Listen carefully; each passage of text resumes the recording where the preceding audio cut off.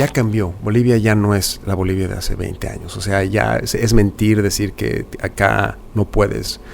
No creo en el artista que solo se dedica al arte. Porque tienes que hablar. Tiene que haber un subtexto en el caso de la actuación. Un discurso, un concepto. Un concepto, una...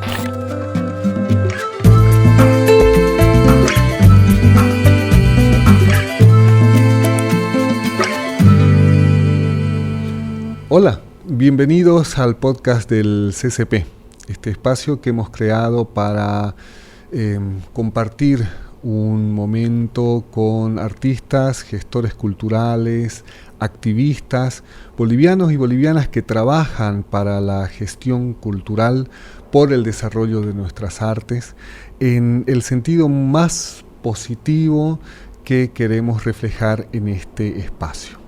La idea es tender puentes, edificar un espacio en el que podamos conversar y conocer las actividades que realizan. Hoy nos acompaña Reinaldo Pacheco, directamente desde Estados Unidos. Se ha venido a pasar unos días a Samaipata y de paso está por Santa Cruz. Sí. Bienvenido, Reinaldo, muchísimas gracias. A ti, hermano, gracias a ustedes por tenerme acá en un centro tan importante para la cultura en toda Bolivia.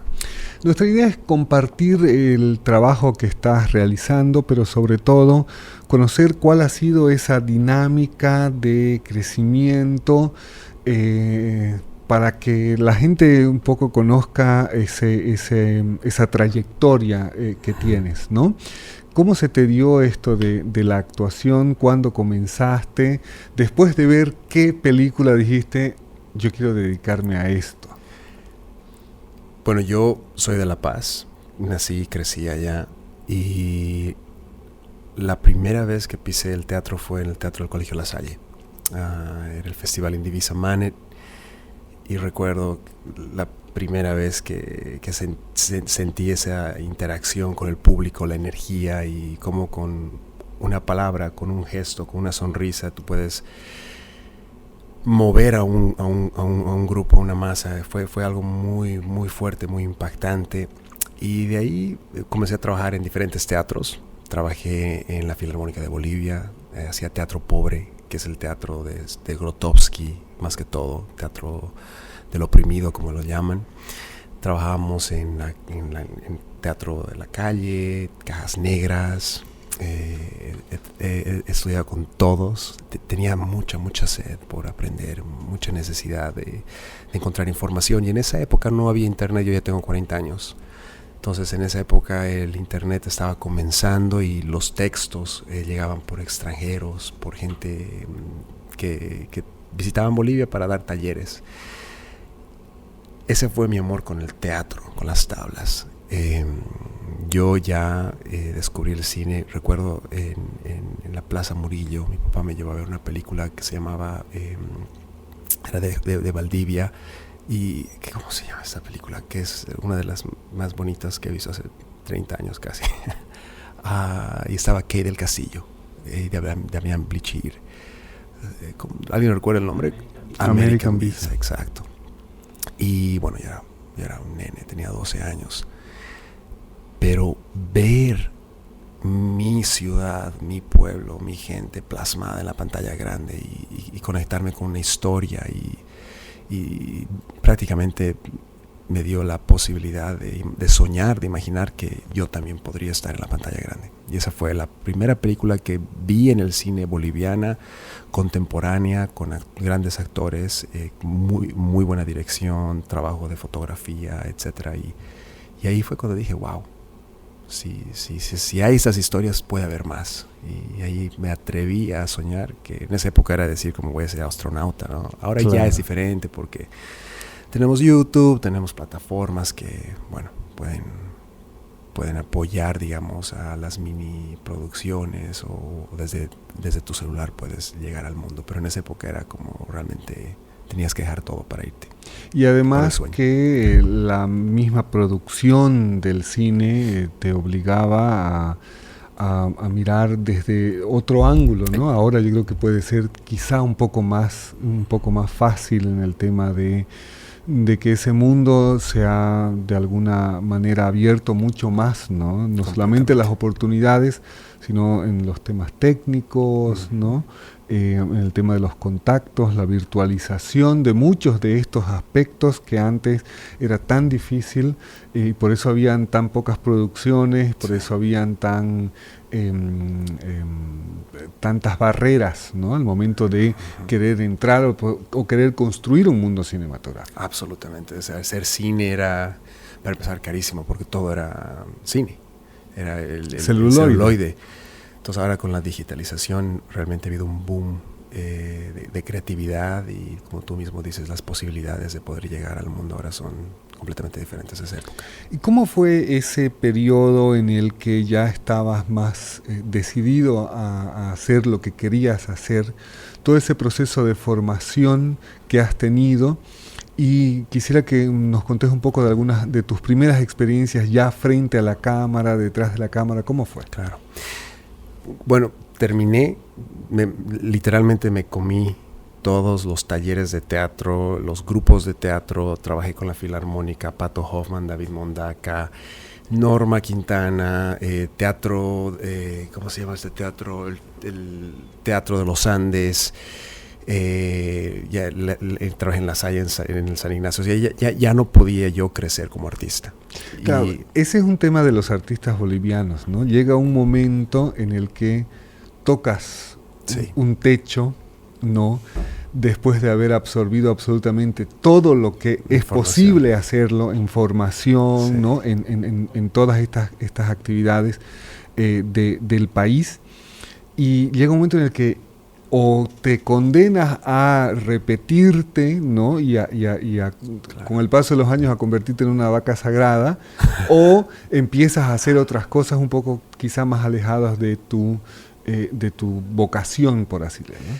Claro, especialmente en esa época, porque ahora por lo menos tenemos YouTube, entonces si tienes la curiosidad puedes destapar, y también hay muchos talleres, programas que apoyan, ¿no? a esta globalización, a esta educación global, pero en esa época no había esas posibilidades. Entonces conseguí una beca por medio del CBA para irme a estudiar a Indiana, que al principio detesté porque no era nada de actuación. Terminé estudiando ciencias políticas, dramaturgia. Y además en Indiana. Pero fue la beca que Dios me dio y la tomé, la oportunidad. Y al llegar allá, lo más cercano a actuación era dramaturgia.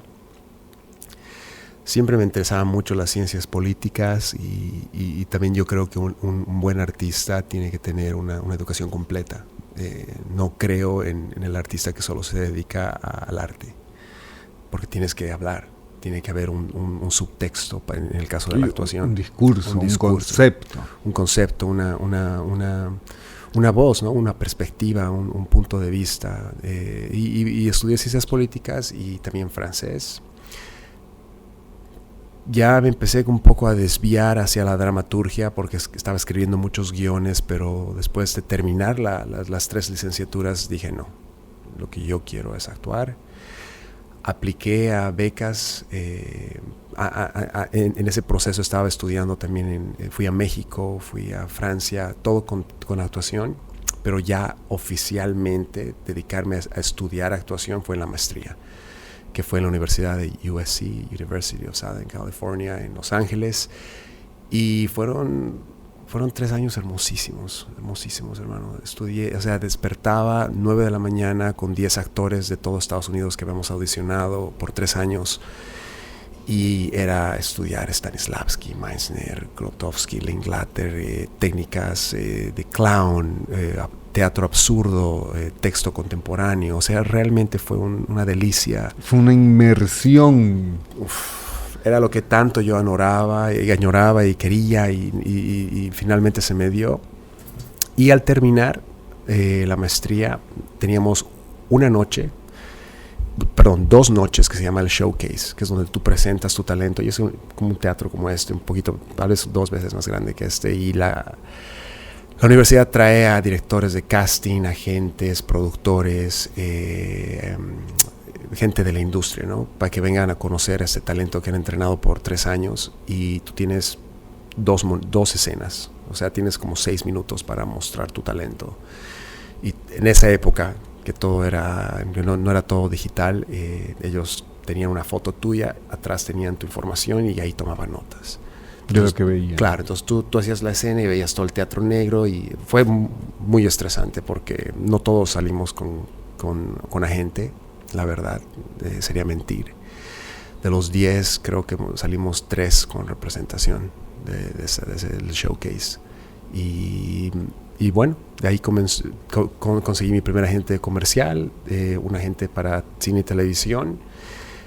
Y pasaron 6 meses y no pasaba nada. O sea, audicionaba y no conseguía ni un callback, como le llaman, que es como te vuelven a llamar para hacer la segunda etapa del casting. Finalmente fui a una audición muy humilde comparada a otras que iba, porque ya me mandaban audiciones a estudios, entraba a Paramount, Universal, pero esta fue pequeña, fue un tráiler usado que lo habían puesto detrás de un estudio que ni siquiera es conocido, y fui, audicioné, y era una película con Christopher Plummer y Ewan McGregor. Muy independiente, una película en una casa, no teníamos trailer, o sea, utilizábamos los cuartos como para poner vestuario y esperar las tomas, y mira cómo es la vida. Esta película fue un éxito mundial y Christopher Plummer se gana el Oscar con esta película que se llama Beginners, Principiantes. Sí. Que es una gran película además, ¿no? Ese fue mi principio, sí. O sea, que imagínate la bendición que ha sido. Trabajar, además que salir de un programa donde era más enfocado bueno, es diferente, ¿no? Tú cuando estás ya frente a la cámara trabajando y ver a Christopher Plummer cómo trabajaba. Aquí tengo una anécdota que te puede gustar. Yo llegué, estaba súper nervioso, y Mike Mills, que era el director, me dice, ¿qué quieres? ¿Qué necesitas para la escena? Y yo así como que un trapo, y me traían todo, ¿no? Y él dice, bueno, entonces él está acá, Christopher Plummer se despierta y tú le limpias la boca y le dices, haces la toma y la cámara pasa por acá, ya. Y dicen acción, y yo estaba esperando a que Christopher Plummer despierte porque ya veía la cámara que venía y no se despertaba, y yo lo empiezo a despertar para que no me arruine la toma a mí. Claro. Y ahí fue como que, wow, o sea, este tipo es un maestro, porque si estuvieras enfermo no estarías pendiente de que la cámara viene. O sea, estás enfermo, estás botado en la cama, y a mí indirectamente me dio un momento de verdad para que yo lo despierte, y al despertarlo yo con esa completa naturalidad, porque tenía que despertarlo para no perder la cámara, me regaló mi principio en Hollywood, que fue hermoso. O sea, ahí fue cuando entendí cómo realmente se trabaja en el cine, que es buscar la naturalidad como sea, ¿no? El momento de la verdad, como le decimos. Y es como algo completamente distinto a lo que sucede en las producciones, ¿no? Alguna vez charlábamos con algún amigo acerca de estas diferencias que hay entre las producciones que se hacen en Bolivia, salvando obviamente todas las distancias, ¿no? En el tema presupuestario o técnico, pero hay como un compromiso mucho más grande en estas producciones que decís que esa de Beginners fue así como una producción pequeña en comparación a sí, todo lo demás, ¿no? Pero cuando lo comparás con Bolivia, sigue siendo una producción relativamente grande, ¿no? ¿Cómo ha sido? Mira que no. ¿No? Mira que no, porque esta era una película muy simple. Bueno, no sé los sueldos de ellos, porque obviamente son estrellas gigantes, ¿no? Ewan McGregor, Christopher Plummer. Además fue después de Star Wars lo de Ewan McGregor, ¿no? Sí, entonces ya era así como... Sí. Y Moulin Rouge también ya.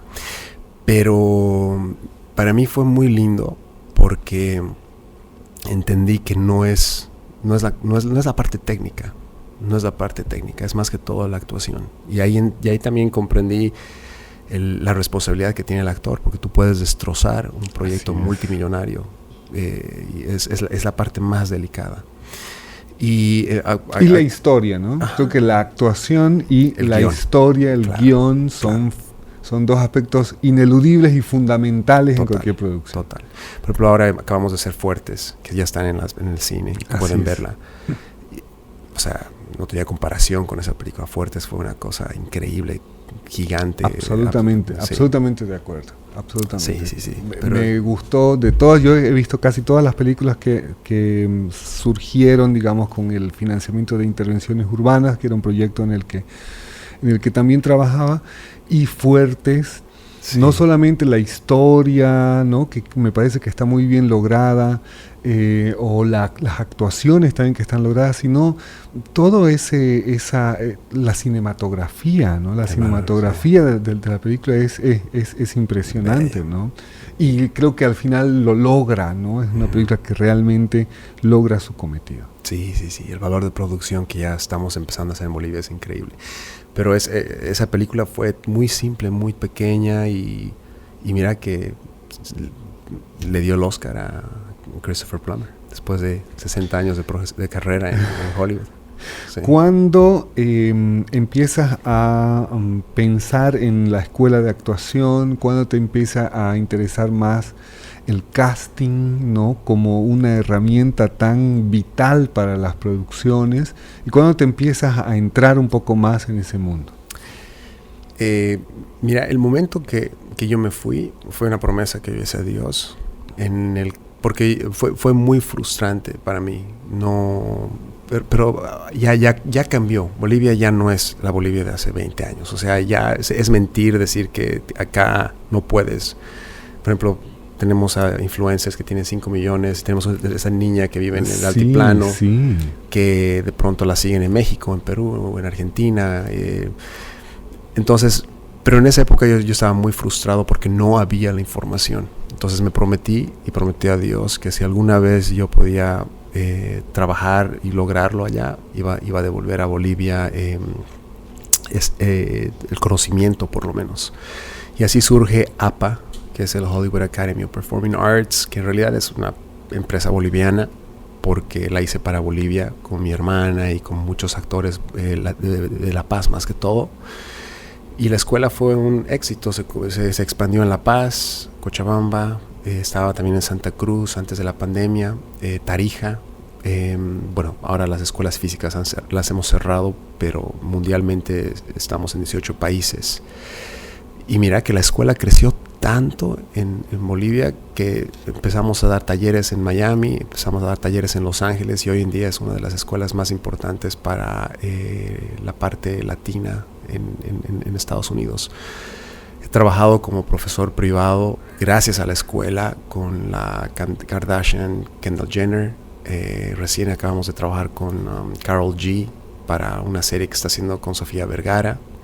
Estamos hablando con Bad Bunny para darle clases también. Obviamente no es lo que yo hago, no es mi prioridad, pero a mí me interesa trabajar con ellos para justamente traer a la producción que queremos hacer en Bolivia con el equipo de Fuertes y otros equipos también. O sea, hay más producciones todavía con este equipo de Fuertes. Claro que sí. Ellos, en realidad esa es la nueva etapa de mi carrera ahora, es en traer financiamiento, traer talento, traer gente acá y enriquecer a Bolivia y crear oportunidades también.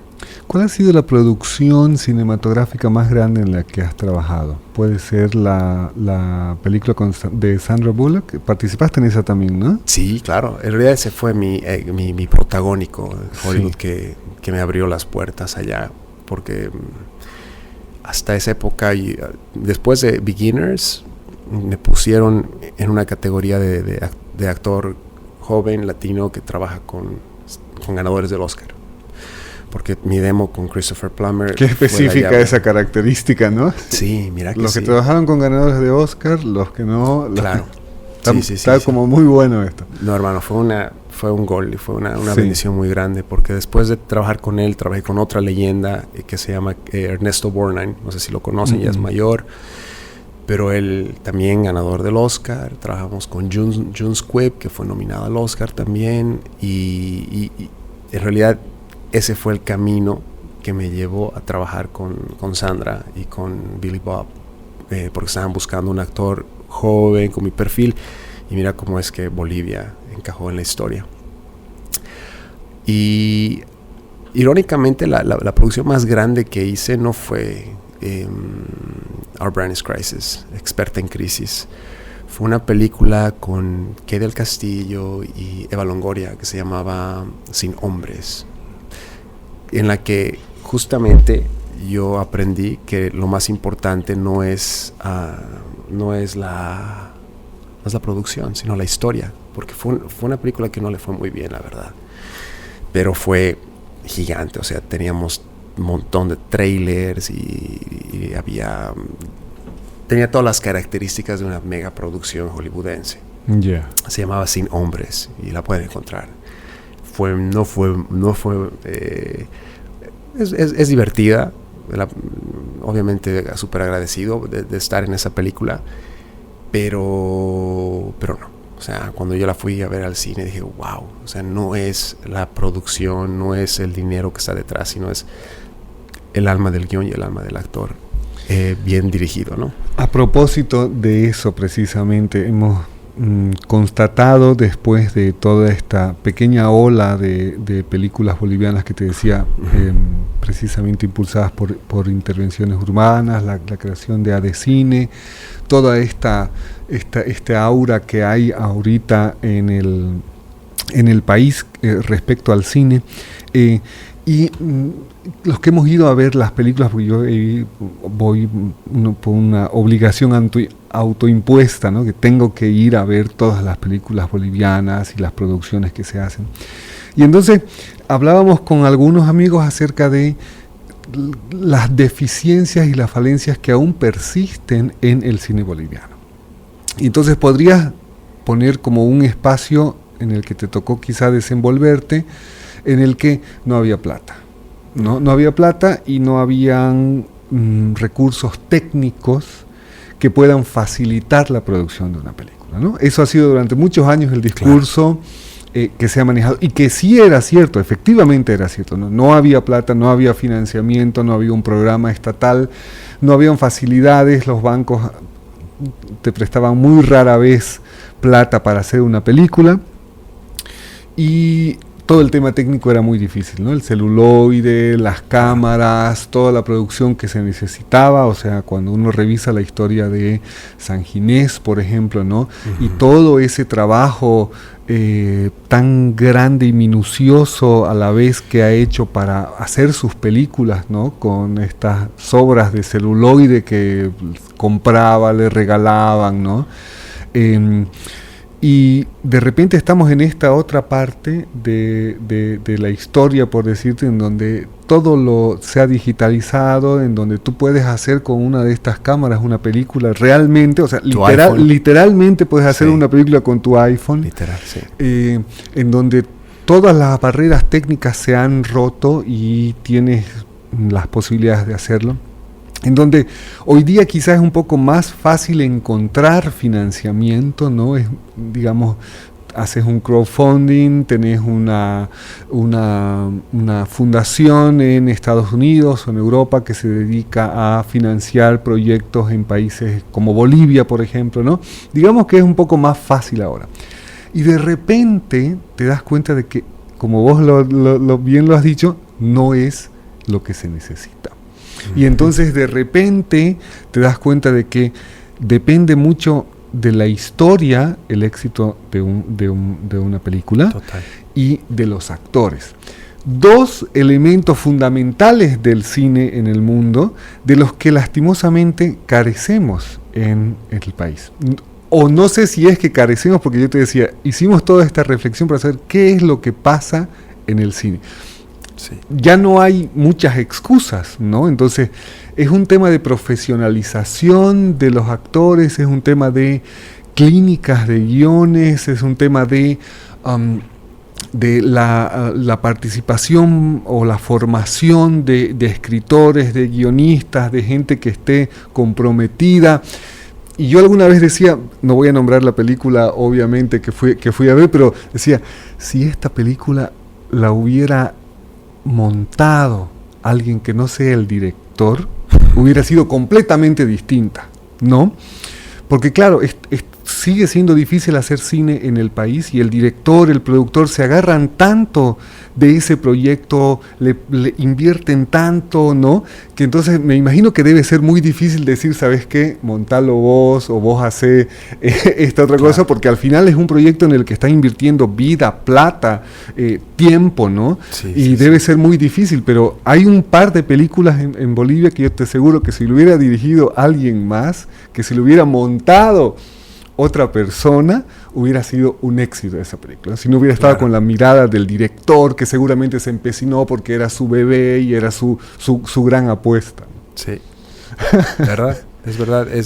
Yo creo que falta mucho la especialización en Bolivia. Es lo que he visto. Es como que todos quieren hacer un poco de todo. Y hay proyectos en el que ves al director que ha escrito el guión y que aparte edita y que aparte algunos incluso quieren actuar o que han actuado, que hemos visto como no, sin nombrar personas, pero entonces o consigues una obra maestra que como hay muy pocas veces que ha surgido en el cine americano, de que ves a un actor, director, productor, escritor cambiando sombreros. O, como tú mismo acabas de decir, un proyecto con una perspectiva muy, muy corta, muy, muy cerrada, que no se abre a traer otras voces que puedan mejorar el proyecto. Sí. Porque tal vez no es una cuestión así de egoísmo, ¿no? Sino es realmente de una pasión, ¿no? Porque yo me imagino así, o sea, a Rodrigo Bellot le cuesta tanto hacer una película o a cualquier otro director, ¿no? Entonces, si viene alguien y dice, ¿sabes qué? Montalo así, hacerlo no sé qué, claro. No sé. Me imagino que es eso. Reinaldo, ¿qué más le hace falta al país? En todo el tema técnico, por ejemplo, si tú seguramente has visto las películas bolivianas, yo he visto 98 segundos sin sombra, y por ejemplo la cinematografía de esa película es impresionante, la fotografía, el sonido, ¿no? O sea, me creí que estábamos en los 80, en esa época de Santa Cruz, basada además en una novela exitosa de Giovanna Rivero, ¿no? Digamos que por ahí se va condensando todas estas especializaciones de las que vos hablas, y además con material, con personal hecho en Bolivia, ¿no? Con no boliviano. No la he visto todavía. Mírala, por favor. ¿98? 98 segundos sin sombra. Es una película lindísima, que realmente te da mucho orgullo, ¿no? En el tema técnico, sobre todo por cómo está hecha la película, por cómo se preocuparon por el detalle. Pero ¿qué más le hace falta a nuestro cine? Fácil. Más que todo, actores estamos mejorando. Pero Dirección de actores. Dirección de actores, pero yo creo que el guión. El guión es lo que yo particularmente veo como que se cae muchas veces en las películas bolivianas. El guión es el cimiento, ¿no? Es el plano de todo el proyecto y muchas veces es al que menos le ponemos atención. ¿Qué estás haciendo ahora? ¿Qué planes para el futuro? Ahora, acabamos de filmar una película con una cineasta boliviana que se llama María Mealla, que vive en San Francisco. Se llama La Macana, que ya la hemos estrenado en el Teatro Chino recién, hace 2 meses. Y justo terminé la promoción de ese proyecto y tenemos ahora una película que se llama Blinded Love, que es un thriller, es una película de suspenso, amor a ciegas, traducido al español, que se va a filmar en Alemania. Y ese sería el siguiente proyecto. Y bueno, audicionando, que es el proyecto de continuo de todo actor, ¿no? Buscar la siguiente historia. El siguiente momento de la verdad. El siguiente momento de la verdad. Gracias, Reinaldo, por darte un tiempito para participar en nuestro podcast. No, gracias a ustedes y felicidades por todo lo que están haciendo, Rueda. Muchísimas gracias, amigos. Terminamos este podcast del CCP. Será hasta la próxima semana. Muchísimas gracias.